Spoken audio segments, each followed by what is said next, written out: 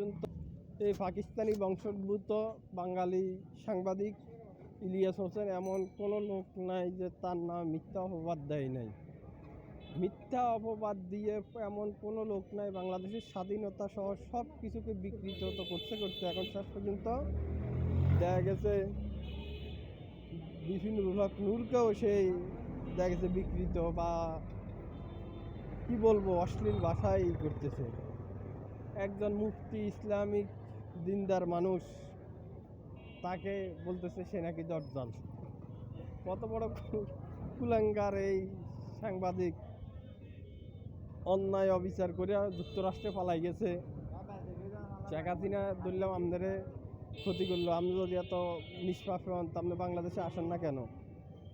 আর একজন আছে ওই ফ্রান্সে বৈশা ঠিক করিয়া দিব বাংলাদেশ কি চলবো না চলবো, বাংলাদেশের মানুষ কী খাইবো না খাইবো। বাংলাদেশের মানুষ এতই অক্ষম, এতই দুর্বল যে তারা নিজের সিদ্ধান্ত নিজে নিতে পারতেছে না। ওই ফ্রান্সে বসা একজন লোক থেকে দেখা গেছে সিদ্ধান্ত নিতে হবে আমরা এখন কি খাবো, আমরা কি চলবো, আমরা কি বাংলাদেশে থাকবো না ইন্ডিয়াতে যাব, সব উনি ঠিক করে দিবেন। উনি আবার বলবেন উনি গর্বিত হিন্দু। উনি কথায় কথা বলবেন সুবহানাল্লাহ আলহামদুলিল্লাহ।